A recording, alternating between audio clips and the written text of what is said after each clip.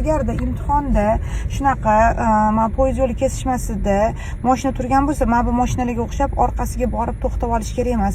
Mana shu burilmasdan turib, shu yerda to'xtab turish kerak-da, и poylab turish kerak. Ana mashinalar ketib oladi-yu hammasi, ana shundan keyin yurishimiz kerak.